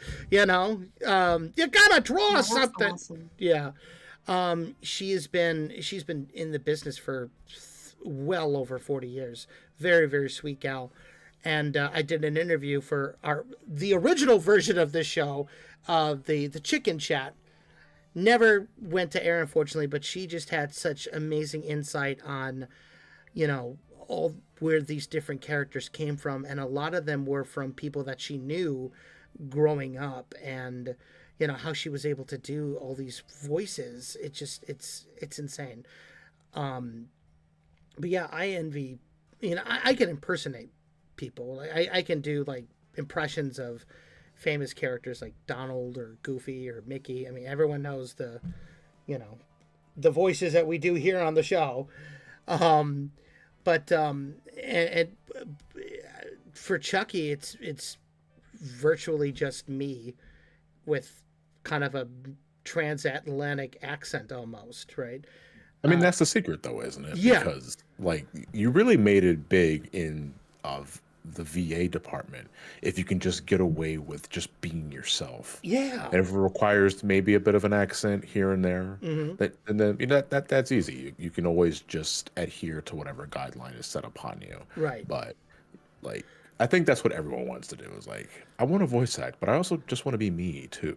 Yeah. Because I hate doing Sylvester Stallone impressions. I don't want to do that. My favorite, the best advice that I heard was from Jim Cummings, and he goes, if you can do a really bad impression of a known actor, that's a character, right? If you could do an impression of somebody that nobody knows, that's even better, because that's a brand new character that nobody, you know, like you can impersonate, uncles. I'm the you know. wiser. Yeah, exactly. He told the story about how he was the deckhand of a steamship in Louisiana when he was younger, and he had this the deckhand, like the head deckhand, the captain of the ship. Excuse me. He talked like this, because he was from Louisiana, and they're like, boy, what you want to do after this? It's like, it's like, are you going to go to college? He goes, I don't think so. It's like, well, you better go. And that voice got him 2 characters. It got him Leatherhead in the Teenage Mutant Ninja Turtles, and it got him Ray in The Princess and the Frog. So, I mean, that's kind of the cool thing about, impersonating people that It's like, nobody knows it. Like, Mr. Mackey is another perfect example from South Park. Trey Parker, that was basically his actual school counselor. I think it was Mr. Lackey was his real name, and it's like, oh, young man, drugs are bad, and it became one of the most popular characters on the show, So, but yeah, I don't know how we got on this topic, but yeah, I love it's. Oh, yeah. Sorry, my brain just kind of shut down there for a second. I don't know what the hell's going on. Coffee Cat Dad says, I gotta hop off for now. Junior wants to watch Looney Tunes with me, so hope everyone here have themselves a good time and enjoy the stream. Hope I can make it back before the end. All right, let's hope. So you go watch a wow. I almost said watch a Donald Duck cartoon for me. I am tired. Go watch a Don Bluth movie. Mickey Mouse is my favorite Looney Tune. Oh, hey, Mike. Yes. Didn't you say you wanted to show something that I drew last night? Yes. Okay, so speaking of inspiration and... Oh, you sound so sad about it now. You were also happy about it last night. I am still happy about it. I don't know what you're talking about. I'm very happy. Give me a second. Don't stop it. Anyway, okay, keep giving me crap. I see how it is.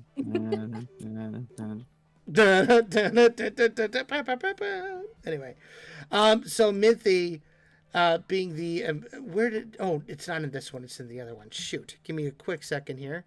I gotta hop over to the other server. You are right, John. There are just too many darn servers. Where is it? Oh, did you put it in the... Where did you put it? In the mute chat, or... It was in the chat, I believe. Found it. I got it. So last night, we've been trying to work on getting the characters on model, or the artists to get the characters on model. And Minthy was practicing and doing a incredibly amazing job. And then, out of nowhere, she... come on. My brain just started melting and I got creative. Oh, that's how you know it's going to be good, though. Oh, did she?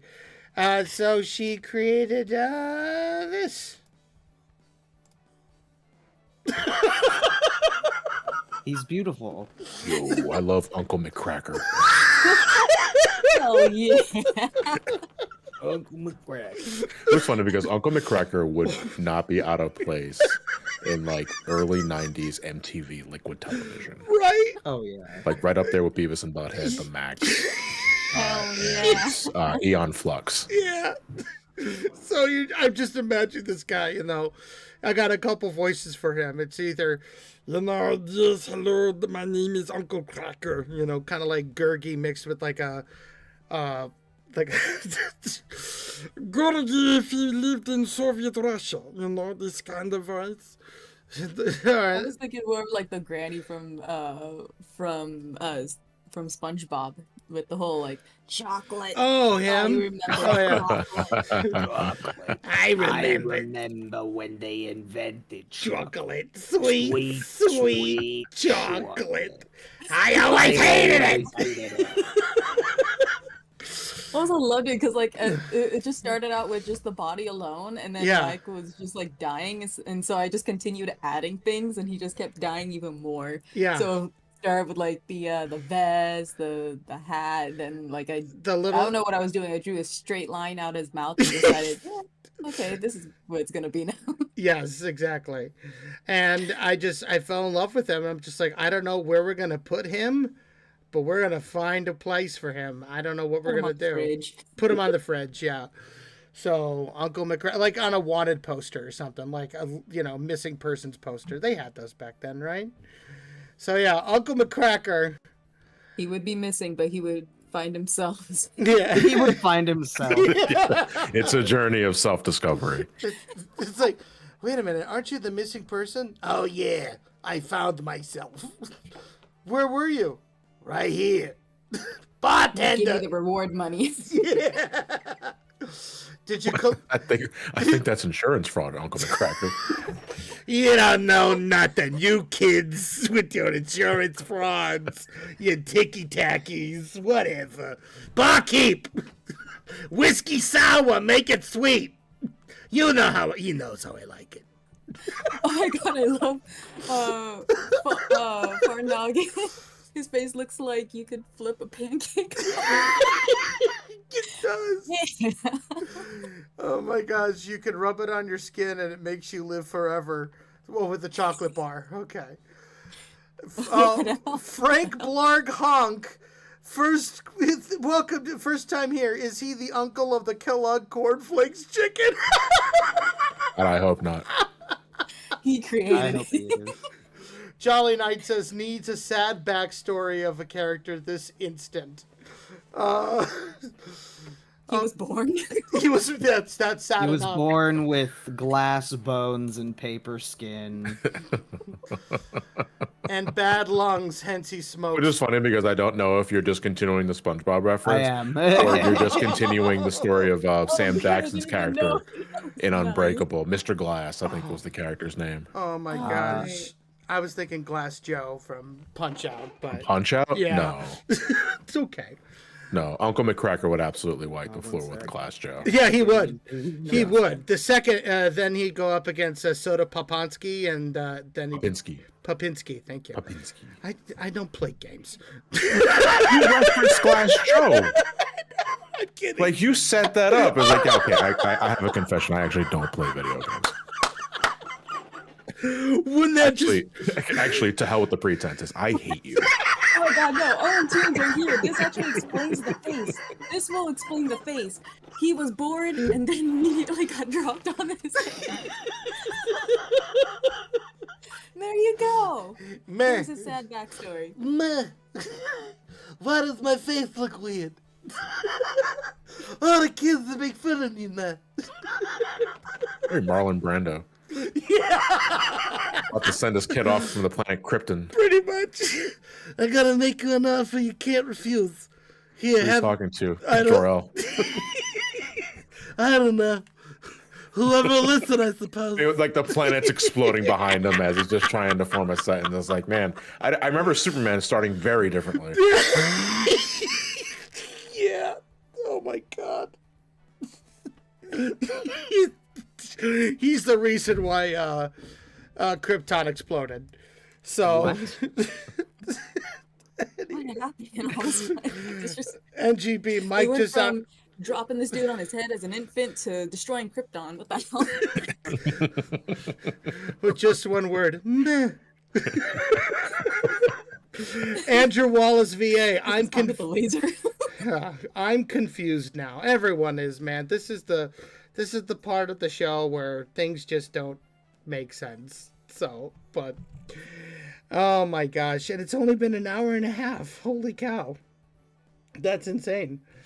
Not gonna happen in an hour. Yeah.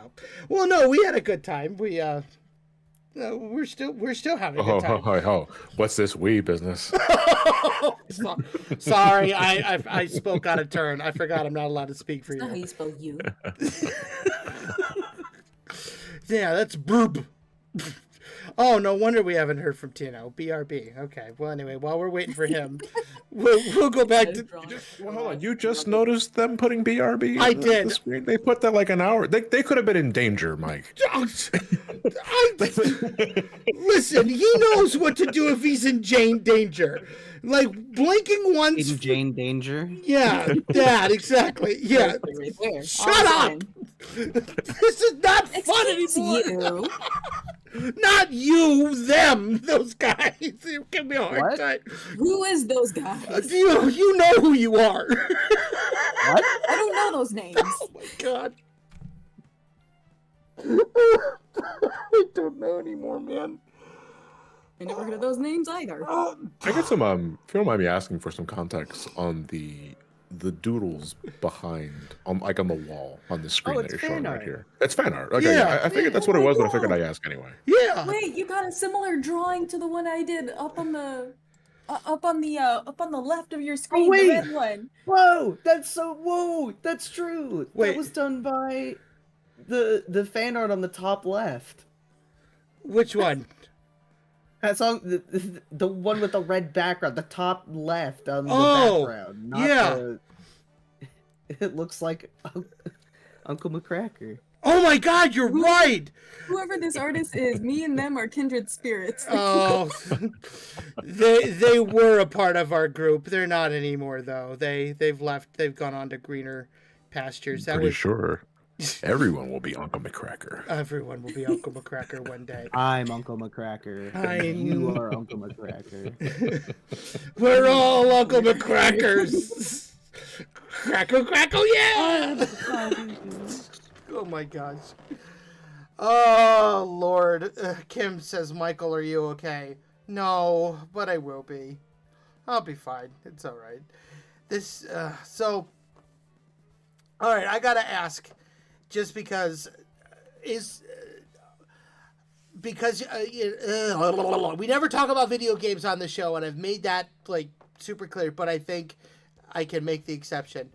John, if there is a game that what is the one game that you haven't reviewed yet that you are dying to, and what is one game that you just will never, ever do a review for, no matter how many times you're asked? So, I'll start with the first one. So okay. The one game that I'm looking forward to reviewing, it won't be for a few years. Oh. Given the nature of how I like to review things in a chronological order, and also because of the massive undertaking it'll be for it. But I play a lot of Final Fantasy 14. That is the MMO. That's massive multiplayer online game. It's one of my favorite games of all time. I'm on it every day, and good because I've made a lot of good friends playing the game. Okay. And we like to do a lot of community-driven events together. But that is part of the Final Fantasy series, and I have been making videos on that series. It's one of my favorites of all time. It means a lot to me growing up. But that game is ongoing. It gets updated massively every 2 years. Oh, wow. And there's a lot to talk about. So whenever I get to eventually covering it, it's going to be multiple, probably several hour-long videos. Just getting into the nitty-gritty of what it is I love and don't like about the game. Okay. But I'm still very much looking forward to it. And the other one on the opposite side of the spectrum, and folks that follow me on my Twitch probably already know the answer to this. The one game I've made clear that I will never cover is League of Legends. And that is a MOBA. That is a... Good call. Yeah, I don't remember what MOBA stands for. I don't know either. Yeah, neither do I. The only good thing that's ever come out of League is Arcane. So yeah, I've heard similar things actually, and not for nothing. Like I do not follow the game at all. I do not want to follow the game at all. I have seen the character designs of some of the heroes, villains. I don't know the context, and I think those are pretty cool. But it's one. I have all my friends tell me. Well, the couple of friends that I have that swear by that game, they tell me the same thing, and I think they mean this unironically. Don't play League. Yes. Don't because apparently the community can be pretty toxic without really doing anything about it. I'm not really a MOBA guy in the first place, so that is also a big point of it. It's just one of those games I vehemently refuse to review. I just don't want to because I know I'm going to be miserable playing it, and I don't like to deliberately make myself miserable before I even get an idea of how I'm going to make a video about it, unless it's like for a bit. But I don't think I can make. I don't think I'd enjoy myself playing that game. I don't think I'd have a good time making a video for that game. And I just refuse to touch it. Well, so I'm just going to leave it alone. Well, there you go. What do you think of those who Yeah. purposely like irritate themselves just so that way they can have like a very like loud rant video on Yeah. something they're reviewing? What do you think of those? It depends because, again, I started as a fan. Like, I started my stuff because I really like the Angry Video Game Nerd. And what is he if not that? Not to the extent of like how like the more prominent ranters of YouTube's heyday was, but at the end of the day, it was a man that was playing up the negativity of the game for a bit, and so that he can make a video for it. Right. And I don't mind that. I think the important distinction that I look for in that sort of echelon is make it clear that it is a bit. Make it clear from the get-go, oh, this is a character that they're playing, and that sort of thing. Because I feel the trap that I personally do not like is when someone masquerades as a negative archetype, but then slips in genuine criticism or problems with it under that similar guise. Because like, okay, well, no, you're no longer playing a character. Now you're just speaking as you. And the issue you have with that is the CinemaSins problem, where I hate this because I hate it, and also I can nitpick because it's a joke. Yeah. It's kind of the Schrodinger's douchebag like issue that I have with it, where it's hard to critique. It is hard to criticize that aspect of content creation because folks are quick to point out, oh, he's just playing a character. Oh, it's just a joke. It was like, no, that bit where he was talking about like the things that they really didn't like sounded pretty genuine to me. And I don't like that because that means that is being disingenuous to the foundation of your review, your foundation of your character, the foundation of the bit of the thing that you're working on. And I'd rather it be clear from the get-go, oh no, this dude is clearly accentuating this for the sake of trying to get a laugh out of me. Now, does it work all the time? No. Because sometimes I think folks tried a little too hard in that aspect. Yeah. But I think as long as intentions are clear from the beginning of the video, the middle of it, I don't really care. I am willing to suspend my disbelief if you let me know from the beginning that this is something I meant to laugh at. You know, it's funny because I recently started really getting into the Cinemassacre video because the first character that I really fell in love with online was the Nostalgia Critic. And when I learned that he was like part of this group of, Cinema Snob and the AVGN and, all these other reviewers, I had heard of the nerd for a long, long time. Wasn't a big fan of him because just a lot of the negative, like, portrayal of the nerd, right? Just the swearing, the constant poop jokes, blah, blah, blah.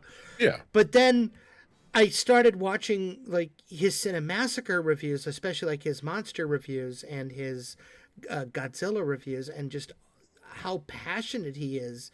And I think especially after like listening to the book about James, he's genuinely passionate about filmmaking and about games, and it makes the nerd view reviews now a lot more enjoyable knowing that it's just a character. It's clearly a character. Yeah. I think James Rolfe is a good example of demonstrating that this aspect of this form of video that he makes is a character. And at the end of the day, the man is just a dude that has a passion for film creation, being a director and all that jazz. And you can clearly hear that in his Cinemassacre stuff. Because I agree, like for years on end, like obviously I found him through AVGN like a lot of others did. But then, for the last thing you see on the end of all those old videos is this website called Cinemassacre. So I go there and then I find his Halloween stuff. and I find out that what he likes to do for a living and that sort of thing. And it was like my first exposure to ASMR before ASMR really took off on Twitch and that sort of thing. But I do enjoy listening to that sort of thing because there is a sincerity to it. Like this man clearly enjoys what he loves doing, but he is also professional enough to make it obvious when he is putting on a character for a show. And that's what I really enjoy about his work. I have a fun question. Fan interactions, because you've been to a lot of conventions and you've done, you've done a lot of stuff. When, I guess, when do, because we're starting to, have a quite a few more fans now, which is awesome. And like, I think I've had I think it's safe to say that we've had maybe a handful of experiences. Like we did this ArtCon thing last year, I think it was, that we did it. And Elias tells the story best about the werewolf guy.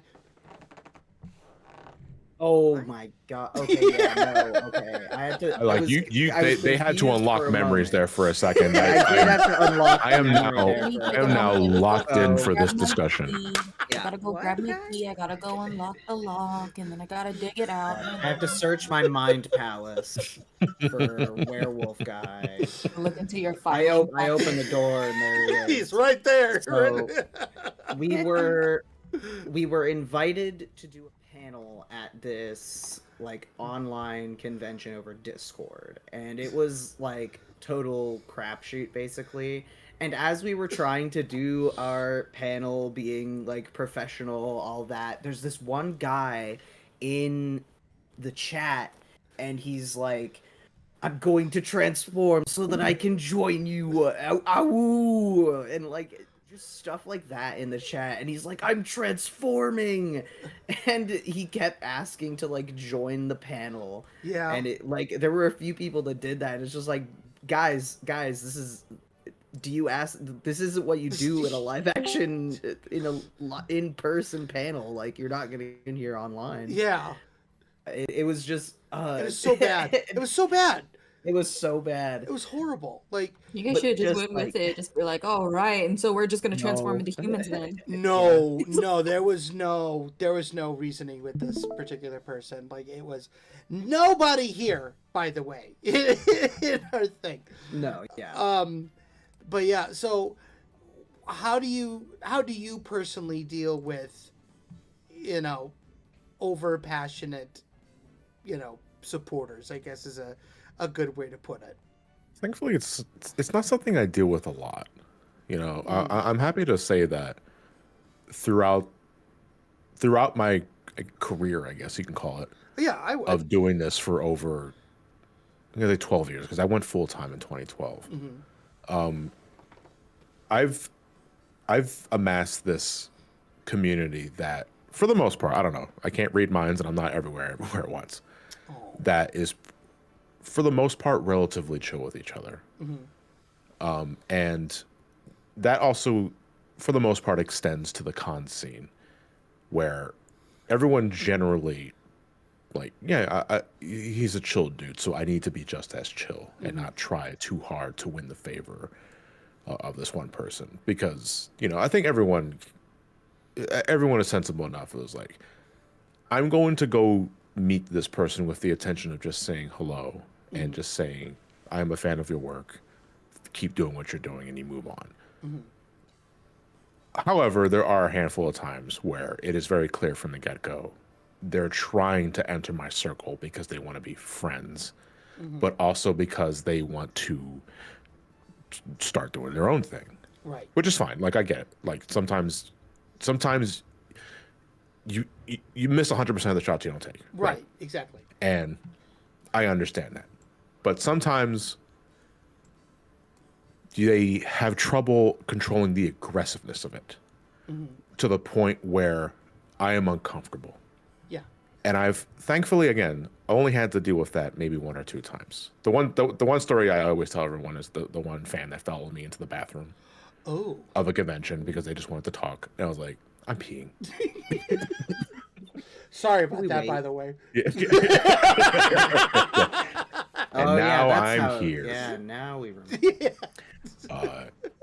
But also, it's the other aspect of it that I tend to run, where it tends to happen, is when I am holding a meet and greet. It could be at a Too Many Games. No, it mainly happens at Too Many Games because that's like the convention that I go to. It's local. And I'll hold the meet and greet, and I'll run into the fan who clearly doesn't talk to people, like physically interact with people a whole bunch because they're socially awkward. And I get being nervous, and that sort of thing. But this goes beyond that, and now we're in minute 20 talking about the same thing. Right. And I'm trying my best not to be rude, but in my mind, I'm just saying, you need to shut the hell up.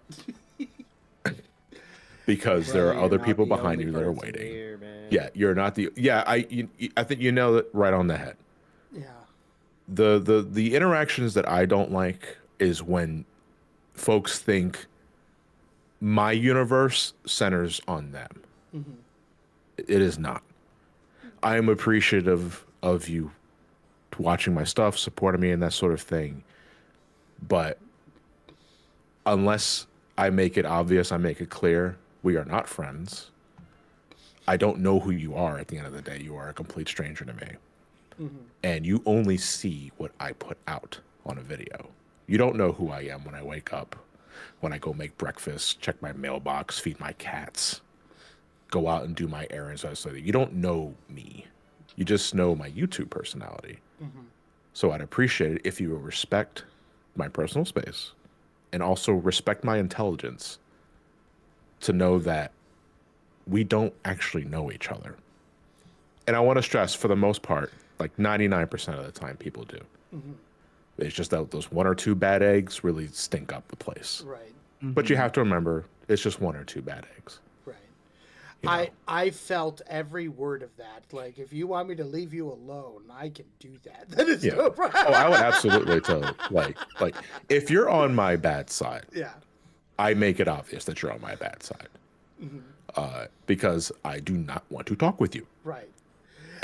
And the fastest way that you can get that to happen is by being as blunt as possible. There's no point in being coy with someone you don't like. Right. No, exactly. And it's funny because, you know, I've messaged you quite you know, because I'm the kind of guy that if I'm working with somebody on a project, I like to, you know, I do like to befriend them, and I like to. And obviously, this is a completely different situation, right? You're talking about a fan who is at a convention just talking with you, blah blah blah. That totally makes sense, and I am 100% with you there. Like, you don't know people. Like, a lot of guys have, a lot of people kind of have like parasocial relationship with some of their favorite, you know, people, right? Where the person that they see on the video is just one side of the person. It's not everything. Like, even on the stream, right?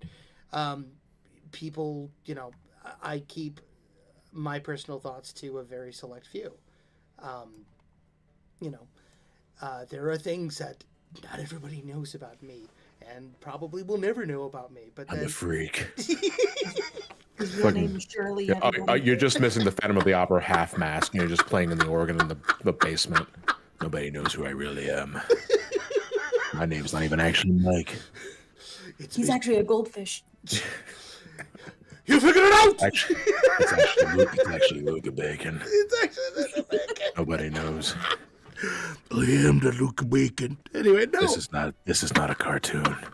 It's a biography. Oh my gosh, Saberwing says that sounds like a challenge, Mike. Oh dear. All right, I'm in trouble now. Good lord. But no, I totally get it. And again, it's like I love our fans. I love when people send us fan art, and it's super cool. The Featherton Phantom, thank you, Coffee Cat Dad. Welcome back, by the way. But there are a couple. Like, I went to Minneapolis Twin Cities Con this past weekend, and some of the people that I spoke with, you could tell that they were just tired. I was in the Vivian Madrano line, and there were a couple people ahead of me, and same questions that she probably gets all the time. You know, I heard this online. I heard this. I heard that. Can you, what's your comment on it? I don't know. Do you want a picture? She was very sweet, very cordial, by the way. Very, very nice. But I don't know. I've been talking with these guys about potentially doing cons in the next year, and that kind of, I don't know. I don't think we're even really that big enough to even consider doing cons yet, but I don't know. I guess I'm putting the. You never know. I mean, that's the thing, because as someone who partakes in the occasional con, at least 2, every year, and it's not even so much of a matter of if you consider yourself large enough, because I'm pretty sure everyone in like a convention's dedicated artist alley, right? Full of indie developers and other artists that are just trying to make a living selling their works, don't have any following. But that's why they're there in the first place, so that they can get eyes and ears they normally would not get until, because again, all it takes is that one or two people that notice your stuff, and suddenly you got connections, and suddenly you're networking, and suddenly now you have more eyes and ears on you than you did previously. But that only worked because you made the effort to go to that convention. So I would say the initial size is irrelevant. You should just do it.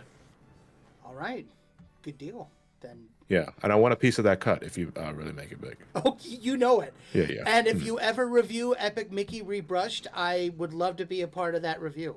Like, already making demands. The balls on this man.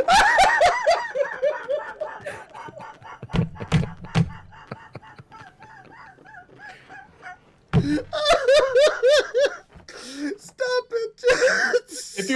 But genuinely, if you would like to lend your voice for Epic Mickey, we can make that work. I would love that. I don't know what the hell we do. Gosh, I can do a couple of voices for you, I don't want impressions. I want Mike. Oh, okay. Well, I could talk about the history of Oswald, because people don't know that, and I'm like the Oswald guru. So, just put me on to talk about put it on your business card. It is actually. We got your business card, so we have to who the hell is Oswald? I was like, man, doesn't everybody ask that?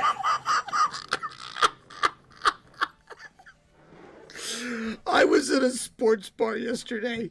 It was Al Michaels' birthday.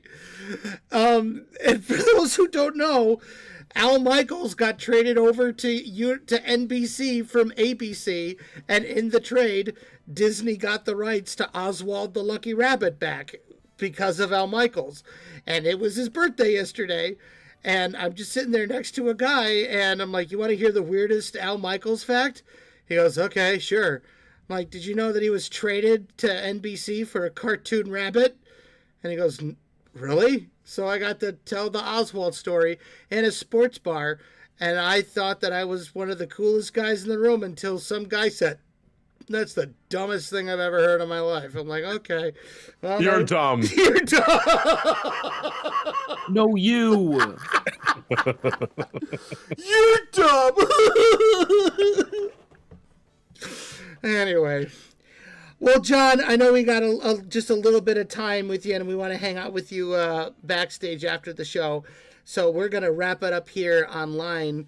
But where can the folks find you on this big ol' interweb if they want to check out more of your work? Okay. Well, my main home will always be YouTube. You can find me at youtube.com/somecallmejohnny. I do video game reviews for a living. And I'm currently at work working on 2 videos for the holidays, the Castlevania handheld video and my review of Sonic X Shadow Generations, which you'll find you will find that Thanksgiving weekend. Nice. Thanksgiving is pretty late this year, thankfully. Yeah, I'm actually very excited to hear your thoughts on that. So. Oh, thank you. Yeah. I also do live streams on Twitch, albeit very inconsistently, but it's all I got. You can find that at twitch.tv/somecallmejohnny. And generally you'll find a more unscripted, unhinged, very vibe heavy like version of myself there.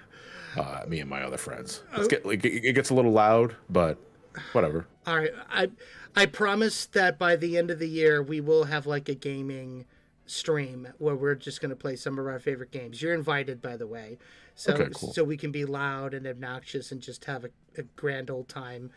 So we'll pick a couple of games, and I already think Mario Kart 64 should be one of them, but we'll talk about that a little later. But in the meantime, go support some Call Me Johnny. He is a very dear friend of the show. Thank you so much for hanging out with us, man. It's always a pleasure to get to chat with you. And thank all of you for hanging out with us tonight. Again, if you haven't done so already, hit that subscribe button so you know every time we go live or we upload a new video. Typically Wednesdays, anytime between 5:30 and 6 p.m. Central Standard is where you'll find us right here on the Cluckin Crew. And until next time, I'm Mike Cook. I'm Elias. I'm Minty. And Tino. What's my line? And I'm Johnny. Oh, okay, thank you. Here they go. And I'm Luca Bacon. And thanks for watching, folks. We'll see you next time. Bye-bye.